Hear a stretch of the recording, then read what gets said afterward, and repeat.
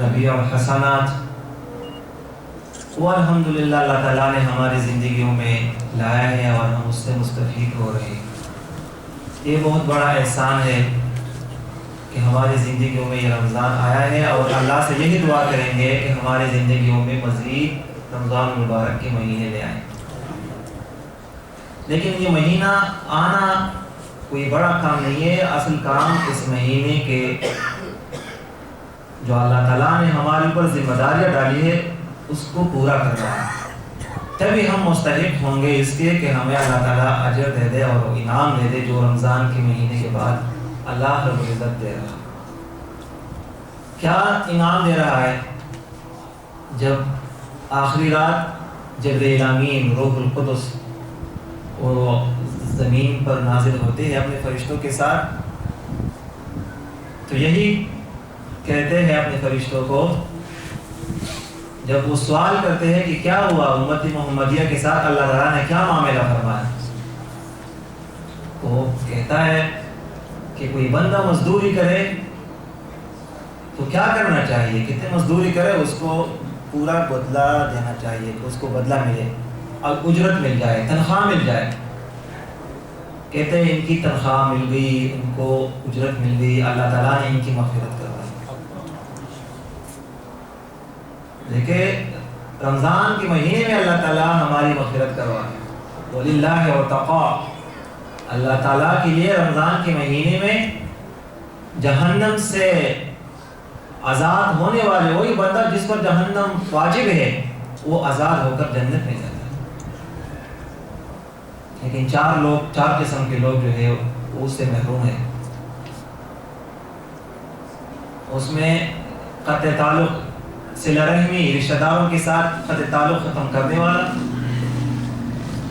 عادی شرابی، مدمن خمر، جو عادی شرابی ہے، عادت کے ساتھ مستقل وہ شراب پیتا ہے۔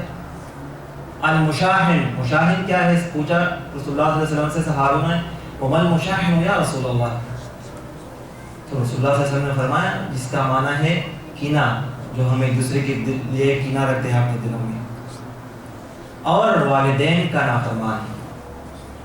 ان چار قسم کے لوگوں کے علاوہ اللہ تعالیٰ پوری امت محمدیہ کو رمضان کے مہینے میں مغفرت فرماتے ہیں۔ اور اسی وجہ سے یہ حدیث جو میں نے آپ کے سامنے رکھی، جس میں ابو ہریرہ رضی اللہ تعالیٰ عنہ روایت کرتے ہیں، فرماتے ہیں کہ رسول اللہ صلی اللہ علیہ وسلم نے فرمایا کہ جو ایمان کے ساتھ اجر اور ثواب کی نیت سے رمضان کے روزے رکھے، من صام رمضان ایمانا واحتسابا غفر له ما تقدم من ذنبه، اللہ تعالیٰ اس کے گزشتہ سارے گناہوں کو معاف کرتا ہے۔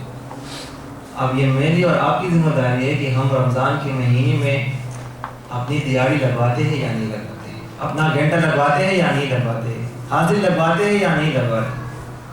اگر ہم نے حق ادا کیا تو یقیناً اللہ تعالیٰ ہم ان لوگوں میں شمار کریں گے، کیونکہ یہ ایسا مہینہ ہے جس سے تقویٰ پیدا ہوتا ہے، اللہ تعالیٰ کی قربت حاصل ہوتی ہے۔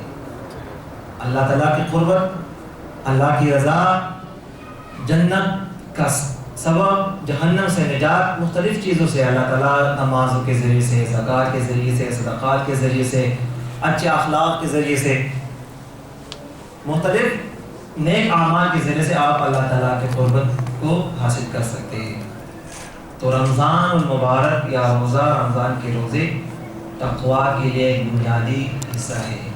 آپ تقویٰ حاصل کریں گے، آپ تقویٰ حاصل کرنا چاہتے ہیں، آپ اللہ تعالیٰ کی قربت حاصل کرنا چاہتے ہیں تو آپ روزہ رکھیں، روزہ رکھیں، اپنے نفس کو کنٹرول کریں، خواہشات اور لذات سے اپنے نفس کو کنٹرول کریں، کھانے اور طعام اور پانی سے۔ کون سی چیز ہے جس نے آپ کو منع کیا؟ کسی نے آپ کے اوپر بندوق نہیں رکھا ہے، ڈنڈا نہیں رکھا کہ آپ نے پانی نہیں پینی، آپ نے کھانا نہیں کھانا۔ ایک احساس ہے، میرا اور آپ کے دل میں ایک احساس ہے، اسی وجہ سے ہم روزہ رکھیں صبح سے لے کر شام تک۔ ہمارے اوپر کوئی زبردستی نہیں ہے۔ ہاں، والد سے مجھے شرم محسوس ہو رہی ہے، رشتہ داروں سے شرم، اپنی کمیونٹی سے مجھے کہ یار یہ روزہ نہیں رکھ رہا، بے شک ان کے سامنے میں روزہ رکھوں، اپنے ہونٹوں کو اس طرح رکھوں جیسے میں نے 2 دن سے پانی نہیں پیا۔ لیکن ابھی دور جا کے لیٹرین میں جا کے کچن میں جا کے اپنے کمرے میں جا کر پانی پی لو. لیکن پھر بھی انسان کا ضمیر اتنا مردہ نہیں ہوتا ہے. وہ ڈرتا ہے, خوف محسوس کرتا ہے. کس سے محسوس کرتا ہے؟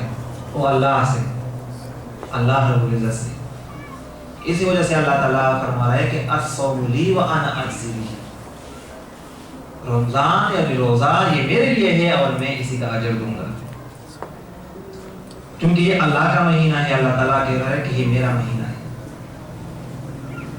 اور اللہ تعالیٰ خود چاہتا ہے کہ میں اس کا اجر دے دوں اپنے بندے کو, اور میں اپنے بندے سے راضی ہو جاؤں تب جب وہ نیک اعمال کرے, روزے کا حق ادا کرے. روزے کا حق کیا ہے؟ حضرت ابو ہریرہ رضی اللہ تعالیٰ عنہ سے دوسری روایت ہے کہ من لم يدع قول الزور والعمل به فليس لله حاجة ان يدع طعامه وشرابه.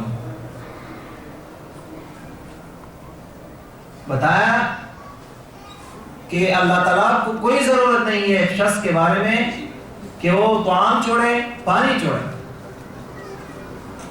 اگر وہ جھوٹی گواہی اور اس پر عمل کرنا نہ چھوڑے تو بے شک وہ روزہ بھی نہ رکھے. آپ اپنے آپ کو دیکھ لیں, اپنی ذاتی زندگی کو اٹھا کے دیکھ لیجئے کہ روزہ تو رکھا ہے, صبح گھر سے نکلتے وقت آپ نے کتنا حق ادا کیا ہے؟ آپ نے والدین کا حق ادا کیا, آپ نے اچھے اخلاق کا اخلاق کی نہیں کہ آپ کسی کو السلام علیکم کہیں, آپ اسے کہیں کہ جی آپ آگے چلے میں پیچھے چلا جاؤں گا. دیکھیں اخلاق میرے بھائیوں رواداری کا نام ہے, اخلاق رویہ کا نام ہے, جس کو ایٹیٹیوڈ بیہیویئر جس کو کہتے ہیں. اخلاق برداشت کا نام ہے, جس کو ٹالرنس کہتے ہیں. آپ نے کتنا برداشت کیا؟ ہمارے ہاں تو جب روزہ رکھتے ہیں تو ہم اپنے دماغ کو گرم کرتے ہیں, غصے ہوتے ہیں, بچوں کو غصے ہوتے ہیں, وہ کہتے ہیں ابو نے روزہ رکھا ہے, بھائی نے روزہ رکھا, خاموش, جیسے ہم نے کوئی بڑا کام کیا ہے. گاڑی چلاتے ہیں تو تیز چلاتے ہیں, دوسروں کو تکلیف دیتے ہیں, ناکے توڑتے ہیں. یہاں کا تو ظاہر بات ہے ہم پاکستانیوں میں شاید ہوگا جو کوئی حد, پاکستان میں سب سے زیادہ ایکسیڈنٹ مغرب سے پہلے ہوتے ہیں. یار روزہ ہے, اگر کسی کی لڑائی ہو رہی ہے تو بس اتنی لڑائی رمضان میں شروع ہو جائے جیسے اس نے روزہ لڑائیوں کے لیے رکھا. تو یہی شہادت زور ہے, یہی جھوٹی گواہی ہے.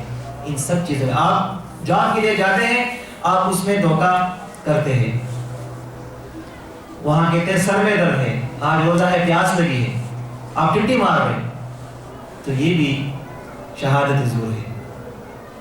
تو کس طرح تقویٰ حاصل ہوگا؟ اللہ تعالیٰ ہمیں مختلف چیزیں بتا رہے کہ آپ تقویٰ حاصل کریں. رمضان اس کا حصہ ہے. عبادات میں مالی عبادت بھی ہے, بدنی عبادت بھی ہے. بدنی عبادت میں زکوٰۃ, صدقات اور دوسری چیزیں آ رہی ہے جس پر ابھی ہم بات رکھ رہے ہیں. اور عبادات میں نماز, روزہ اور حج بھی ہے اور عمرہ بھی ہے.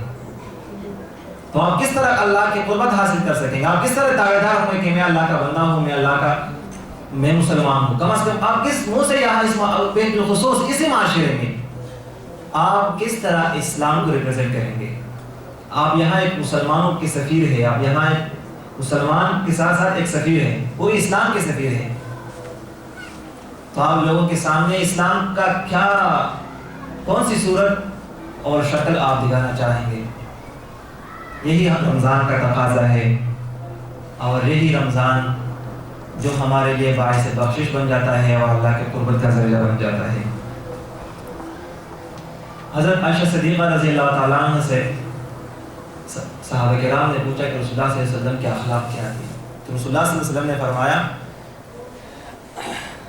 حضرت عائشہ صدیقہ نے فرمایا کہ کان خلقہ القرآن. رسول اللہ صلی اللہ علیہ وسلم کے جو اخلاق مبارکہ تھے وہ قرآن کریم تھے. قرآن میں جو چیزیں تھی وہ رسول اللہ صلی اللہ علیہ وسلم نے اپنی زندگی میں عملی طور پر ثابت کر دیے تھے. وہ ہمارے لیے ایک نمونہ ہے, اسی کو فالو کرتے ہوئے ہم جا رہے ہیں. ہم کہتے ہیں رسول اللہ صلی اللہ علیہ وسلم ہمارے لیے اسوہ حسنہ ہے. اسوہ حسنہ مطلب یہ کہ آپ کا اٹھنا, آپ کا بیٹھنا, آپ کا جانا, آپ کا رشتہ داروں کے ساتھ تعلق, آپ کا بیٹوں کے ساتھ تعلق, آپ کا والدین کے ساتھ تعلق, آپ کا پڑوسی کے ساتھ تعلق, آپ کا دوستوں کے ساتھ تعلق, آپ کا غیر مسلموں کے ساتھ تعلق, وہ اس رسول اللہ صلی اللہ علیہ وسلم کے اصولوں کے مطابق ہو. میرے بھائیوں, باتیں کتابوں میں ہیں لیکن عمل میں نہیں ہے. کتابیں بڑی ہے لیکن عمل سے خالی ہے۔ اسی طرح میرے بھائیوں، انفاق فی سبیل اللہ وہ اللہ تعالیٰ کے قربت کا ذریعہ ہے، اللہ کی خوشنودی حاصل کرنے کا ذریعہ ہے۔ اللہ تعالیٰ غریب نہیں ہے۔ مشرکین مکہ کہتے تھے کہ یہ جو آپ بار بار کہہ رہے ہیں کہ چندے کا اعلان ہے، مطلب میں یہاں یہ کہوں گا، لوگ کہتے ہیں مسجد میں روزانہ چندے کے اعلانات ہوتے ہیں۔ آپ کی سوسائٹی، آپ کی مسجد، ابھی تک مسائل حل نہیں ہوئے، روزانہ ہر جمعے پہ اعلان ہو رہا ہے۔ اسی طرح مشرکین مکہ اور اہل کتاب بھی کہتے تھے کہ اللہ تعالیٰ فقیر ہے نعوذ باللہ، اس لیے آپ بار بار چندے مانگ رہے ہیں۔ تو اللہ تعالیٰ نے خود اس کا جواب دیا کہ اللہ تعالیٰ غریب نہیں ہے۔ وہ چاہتے اپنے بندے کو، اللہ تعالیٰ نے اسے مال دیا ہے، اسے اولاد کی نعمت سے نوازا ہے، وہ دیکھنا چاہتا ہے کہ میرا بندہ جو میں نے اس کو دیا ہے اس سے کچھ خرچ کر رہا ہے یا نہیں کر رہا۔ نماز ہم پڑھتے ہیں دن میں 5 دفعہ، کتنی دفعہ؟ 5 دفعہ۔ قرآن میں جہاں نماز کا ذکر آیا ہے وہاں زکوٰۃ کا بھی ذکر آیا ہے۔ صدقات کی بات کو اٹھائے تو کتنی آیات ہے کہ اللہ تعالیٰ نے صدقات اور زکوٰۃ کے بارے میں نازل فرمائی ہے، اور فرمایا کہ جو چیزیں میں نے آپ کو دی ہے، جس کا میں نے آپ کو خلیفہ بنائے ہیں، آپ کے مال اس سے خرچ کریں۔ اللہ اور اللہ کے رسول پر ایمان لے آئے، آمنوا باللہ و رسولہ، اللہ اور اللہ کے رسول پر ایمان لے آئے اور ان مال سے خرچ کرے جو اللہ تعالیٰ نے آپ کو اس کا خلیفہ مقرر کیا ہے، یعنی اس کا وارث بنایا ہے۔ یہ کیوں؟ مال ایک ایسی چیز ہے جس کے لیے ہم کیا کیا حربے استعمال کر رہے ہیں، دھوکہ کر رہے ہیں، دھوکہ والدین کے ساتھ تک دھوکہ کر رہے ہیں۔ خدا اور رسول کو چھوڑے وہ تو دوسری طرف ہم جس سے پیدا ہوئے ہیں اپنے بھائیوں کے ساتھ دھوکہ کر رہے ہیں۔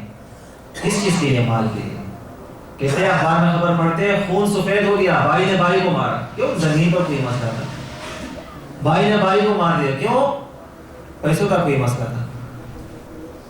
اسی وجہ سے اللہ رب العزت نے قرآن پاک میں جو فرمایا ہے، انما اموالکم و اولادکم فتنہ، آپ کا مال اور اولاد جو ہے یہ ایک امتحان ہے۔ فتنہ کا معنی امتحان ہے، آپ اس امتحان میں کامیاب ہو رہے ہیں یا ناکام ہو رہے ہیں۔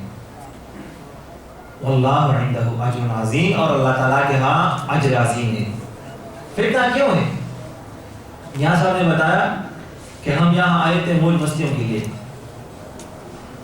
یقیناً وہ بھی لوگوں کا خیال ہوگا، لیکن یہاں ہم معاش کے سلسلے میں آئے تھے، روزی کی طلب میں آئے تھے۔ ہم نے اپنے والدین کو چھوڑا، اپنے بچوں کو چھوڑا ہے، اپنے عزیز و اقارب کو چھوڑا ہے، اپنے گھر اور اپنے اہل و عیال کو چھوڑا ہے۔ کس چیز کے لیے؟ مال کے لیے۔ یعنی مطلب اللہ تعالیٰ نے اس میں اتنی کشش رکھی ہے اس مال میں کہ انسان ہر چیز چھوڑ جاتا ہے اس کے لیے، کتنا دور جاتا ہے۔ میں اداروں میں 2 سال تھے، گجرات کے تھے، تو میں نے پوچھا کس طرح ہے، کہتے ہیں مولانا صاحب مت پوچھئے، جس طرح ہم آئے ہیں تو پوچھنے بتایا، پھر بھی یار ابھی آئے تھے، کوئی 2 سال پہلے، کہتے تھے کہ میرے 2-3 ساتھی شہید بھی ہو گئے ہیں راستے میں۔ ہم ایران اور ایران سے وہ ترکی اور ترکی سے یونان اور بارڈر پر اللہ تعالیٰ نے ہمیں بچایا ہے۔ اور واقعی دیکھیں انسان اپنے آپ کو موت کی منہ میں ڈال کر پھر مال کے لیے اور دولت کے لیے جاتا ہے، کتنی عزیز چیز ہوگی۔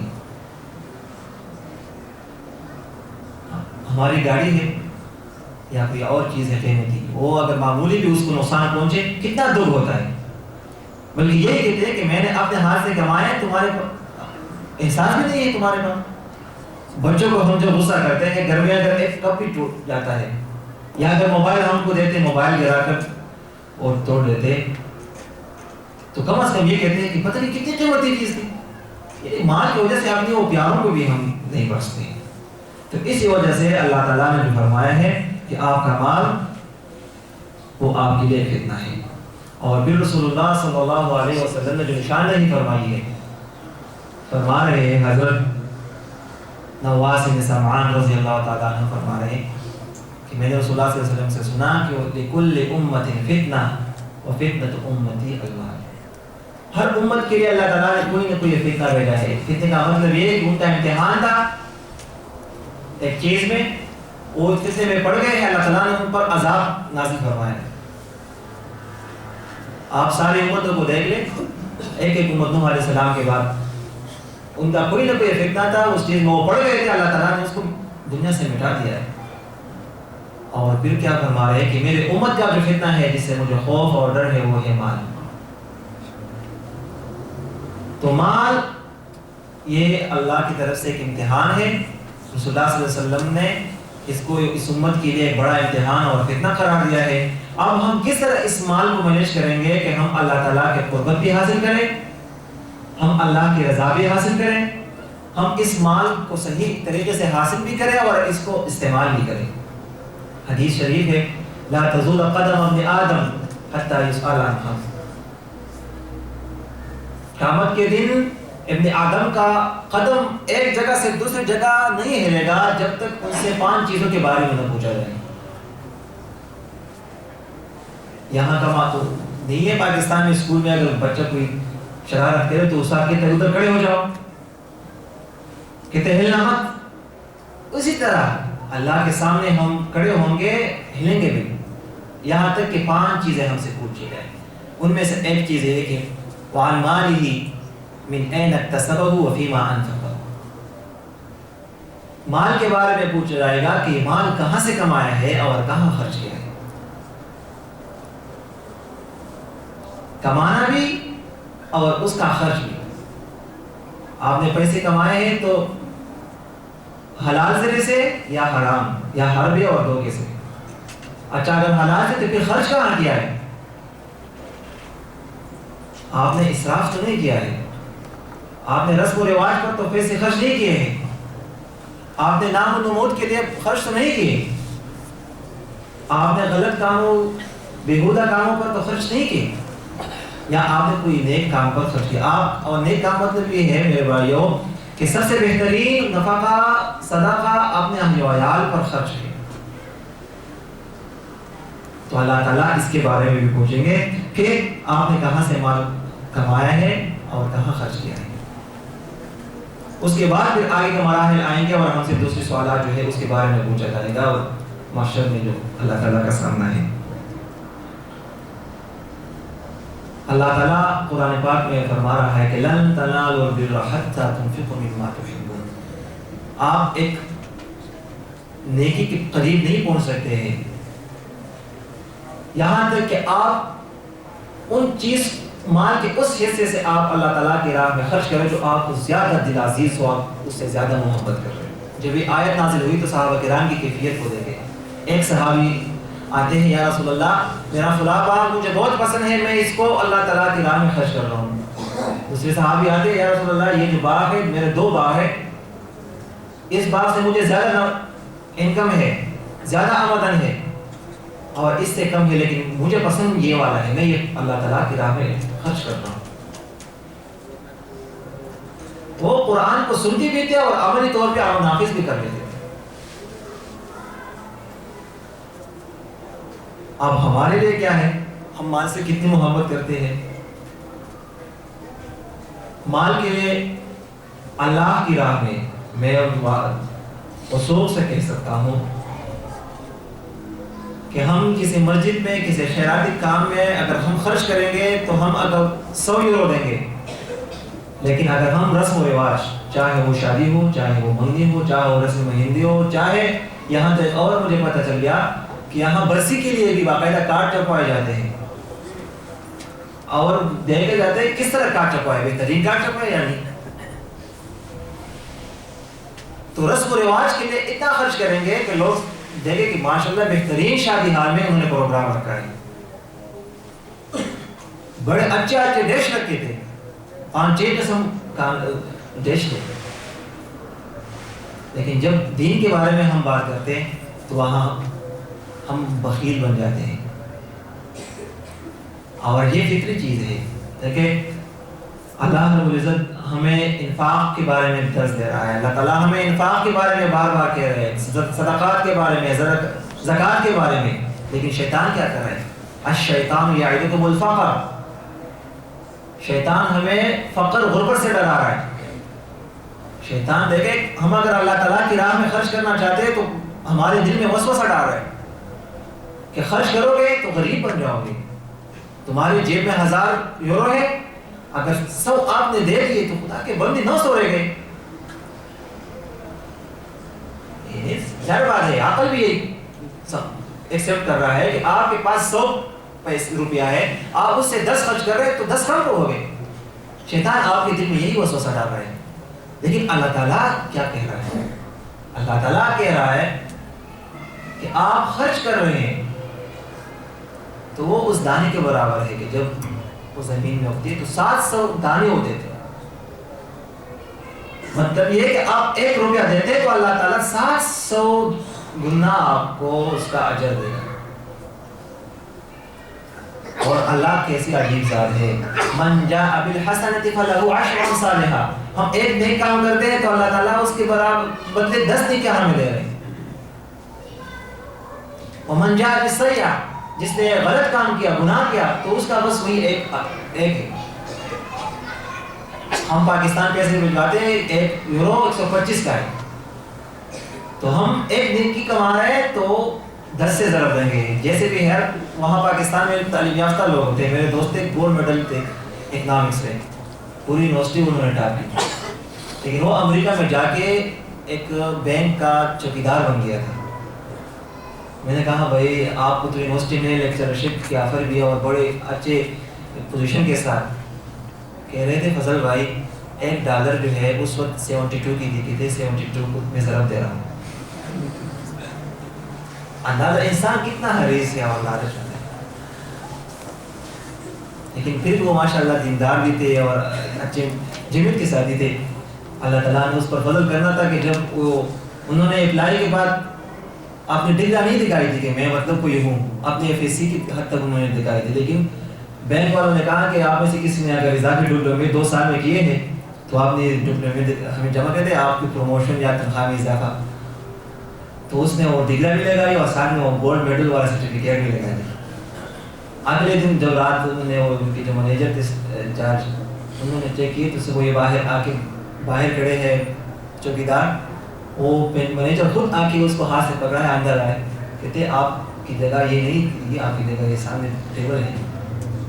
تو وہ تو اللہ تعالیٰ میں ربانے اس کا اخلاص ہے جو بھی تھا. لیکن مطلب میرا یہ ہے کہ ہم کہتے ہیں کہ وہاں جانا چاہتے ہیں کہ ضرب دے رہے ہیں. تو یہی جو انفاق فی سبیل اللہ ہے یہ ہم ضرب دے رہے ہیں. کہاں؟ اللہ تعالیٰ کے پاس. اللہ تعالیٰ اس کے خود وضاحت کر رہا ہے اور یہ کہتا ہے کہ یہ جو آپ خرچ کر رہے ہیں دوگنا چگنا جتنا وہ اللہ تعالیٰ چاہے ہو کتنے اس طرح میں ضرب دوں گا. یہاں اگر ہم $1 کو یا 1 یورو کو 125 یا 100 تک ضرب دیتے ہیں, وہاں اللہ تعالیٰ 700 اور 700 سے بھی زیادہ ہے 49,000 تک علماء کرام نے اس کو ضرب دیا ہے. 700 کو 700 کے ساتھ تو 49 کروڑ تک بن جاتا ہے. اب یہ ضرب ہمیں نظر نہیں آ رہا کیونکہ شیطان پھر کہہ رہا ہے کہ آپ کی جیب سے تو پیسے چلے گئے, آپ تو غریب ہو گئے. میرے بھائیو, شیطان کا ازل سے اللہ تعالیٰ کے ساتھ ایک مقابلہ ہے. مقابلہ نہیں کر سکتا, لیکن اللہ تعالیٰ نے ان کو چھوڑا ہے کہ چلو مقابلہ کرو. جو آپ کی بات مانے گا اس کے ساتھ میں کیا کروں گا, اور جو میری بات مانے گا اس کے ساتھ کیا کروں گا. یہ مقابلہ حضرت سے شروع ہے, آدم علیہ السلام سے لے کر آج تک ہے. اللہ تعالیٰ ہمیں ترغیب دلا رہا ہے کہ صدقہ کریں, خیرات کریں. شیطان ہمیں کہہ رہا ہے کہ غریب ہو جاؤ گے, کیا کرو گے, بچے ہیں ان کی تعلیمیں ہیں, شادیاں کرنی ہے. یہاں آیا ہوں, گھر بھی نہیں کرائے کہ گھر میں 450 کروڑ کے تو صرف میں ایک گھر 2-3 کمرے میں نے خریدے. یہی چیزیں پھر آپ کے سامنے بہت ساری چیزیں آ جاتی ہیں. کہتے 100 سال کے ہم سوچ رہے ہیں اور پل بھر کا خبر نہیں. وہی بات یہ ہمارے اختیار میں نہیں ہے کہ آیا ہم 2 سیکنڈ کے لیے زندہ ہوں گے, مزید نہیں. لیکن جو پلاننگ بنائیں گے تو وہ 100 سال سے بھی اوپر بنائیں گے. اور اسی وجہ سے اللہ رب العزت نے یہ بھی ہمیں تبلیغ جو دی ہے اس میں یہ تھا کہ انسان فطری طور پر جب مال سے محبت کرتا ہے اور بخل کرتا ہے تو اللہ تعالیٰ نے پھر اس کو بھی ڈرایا کہ دیکھیں یہ میں نے تمہیں دیا ہوا ہے. جو لوگ بخل کرتے ہیں لوگوں کو بھی بخل کے بارے میں بتاتے تو اللہ تعالیٰ نے خود فرمایا ہے کہ ان کا ایمان، ان کی دولت، یہ زیورات، یہ سونے، یہ جواہرات، یہ کوٹیاں، یہ گاڑیاں سیطوقونہم، یہ قیامت کے دن ان کے گلے کے ہار بن جائیں گے جہنم میں، وہ آگ کا. اور ایک حدیث میں ہے کہ یہ سانپ کی طرح بن جائیں گے جو اس کے پورے گردن کو ارد گرد آ کے اس کو ڈس لیں گے اور یہ بالکل زیرہ زیرہ بن جائیں گے، پھر دوبارہ زندہ ہو جائیں گے. یہ مال، اور کہے گا کہ یہ میں تمہارا مال ہوں، وہی ہو جس پر تم فخر کرتے تھے اور لوگوں کے سامنے نام و نمود کے ساتھ، ٹاٹ باٹ کے ساتھ، آپ فخر اور غرور کے ساتھ جاتے تھے. یہ میری باتیں نہیں ہیں، کیا اللہ تعالیٰ کی باتیں ہیں، اللہ تعالیٰ کی کتاب کی باتیں ہیں. کہ جو بخل کرتا ہے، بخل سے کام لیتا ہے تو ان کا ایمان قیامت کے دن ان کے گردنوں کا طوق بن جائے گا. اب ہم نے سوچنا ہے کہ آیا ہم اس مال کو کس طرح خرچ کر رہے ہیں اور کس طرح تاکہ کم از کم ہمارا شمار ان لوگوں میں نہ ہو جائے بلکہ ان لوگوں میں ہو جائے جہاں رسول اللہ صلی اللہ علیہ وسلم کا نام ہے. رسول اللہ صلی اللہ علیہ وسلم سب سے زیادہ سخی ذات. آگے وہ حدیث بتاؤں گا رمضان کے ساتھ مناسبت کے بارے میں. ہمارا شمار ابو بکر صدیق رضی اللہ تعالیٰ عنہ کے ساتھ ہونا چاہیے جو اپنے گھر کا سارا سامان اٹھا کے لاتا. وہ یہ نہیں سوچتا کہ کل کہاں سوؤں گا، وہ یہ نہیں سوچتے کہ میں کل کیا کھاؤں گا، وہ یہ نہیں سوچتے کہ کل کیا پیوں گا اور اپنے بچوں کو کیا چھوڑ کے جاؤں گا. اور کہتے ہیں کہ میں نے اللہ اور اللہ کے رسول کا نام چھوڑا ہے. ہمارا شمار حضرت عمر رضی اللہ عنہ کے ساتھ ہونا چاہیے جو اپنے گھر کا آدھا سامان رسول اللہ صلی اللہ علیہ وسلم کے سامنے پیش کرتے ہیں. ہمارا شمار حضرت عائشہ صدیقہ رضی اللہ تعالیٰ عنہ کے ساتھ ہونا چاہیے. روزہ ہے، کچھ دراہم آ گئے تھے، حدیث میں ہے 10,000 دراہم آ گئے تو فقیر آئے، دوسرے فقیر آئے، وہ آپ رضی اللہ عنہ نے 10,000 درہم جو تھے وہ صدقہ کی. صدقے کے بعد وہاں لونڈی نے کہا کہ کچھ چیز چھوڑ لیتے، کم از کم رات افطار تو غلط افطاری کے لیے بھی کوئی چیز نہیں رہ گئی. تو بتایا کہ پہلے بتاتی تو کچھ چھوڑ دیتی، آپ تو کچھ نہیں رہا، باقی نہ رہا. ایسی خواتین اسلام تھی. اور پھر ان کے افطاری کے لیے بھی اللہ تعالیٰ کوئی نظام کرتا ہے. ایک صحابی خود ان کے گھر جا کر سالن اور گوشت کا کچھ ٹکڑے وہاں لے جاتے ہیں اور کہتے ہیں کہ میں نے تمہیں بتایا تھا کہ اللہ تعالیٰ کوئی انتظام کر لے گا، لیکن یہ مال اسے میں ڈر رہا ہوں. امام ابو حنیفہ رحمہ اللہ وہ عالم صرف نہیں تھے، وہ امام صرف نہیں تھے، وہ بڑے تاجر تھے. اور ان کی تجارت کا جو رننگ انویسٹمنٹ تھی اس کی اگر آپ اس کا اندازہ لگائیں تو اس وقت کے بڑے بڑے بزنس مین وہاں تک نہیں پہنچ سکتے. 80 لاکھ درہم، 80 لاکھ درہم، یہ 800 امارات والے درہم نہیں ہے. ایک درہم، درہم کا مطلب یہ کہ چاندی کا سکہ. لیکن جب اس کے پاس پیسے آتے ہیں تو وہ بھی پوری طور پہ خرچ کرتے ہیں کہ ایسا نہ ہو کہ اس سے پہلے کہ میں مر جاؤں تو اللہ کو کیا جواب دوں گا. عمر بن عبدالعزیز کا نام سنا ہے؟ ان کے گھر جب پیسے آتے ہیں تو روتے ہیں کہ کیا کرو اس کا. وہ شہزادہ جو راستے سے گزرتے تھے ایسے پرفیوم اور ایسے خوشبو استعمال کرتے تھے کہ لوگ حیران ہوتے تھے. ایسے کپڑے کہ پورے مملکت میں کسی کے نہیں ہوتے تھے. شہزادہ تھے، لیکن جب امیر المؤمنین بنتے تو ان کے گھر کی کیفیت، ان کی بیوی خود فاطمہ خود کہتی ہے اس کی بیوی کی کیا صورتحال ہوں گی اس کی. کبھی دن کا کھانا ملتا تھا، رات کا نہیں ملتا تھا. ان کے رشتہ دار جو تھے، جو دوسرے کزن تھے اور جو شہزادے تھے، شاہی خاندان کے لوگ تھے، اس کا مذاق اور کیا کیا تم نے اپنے آپ کو.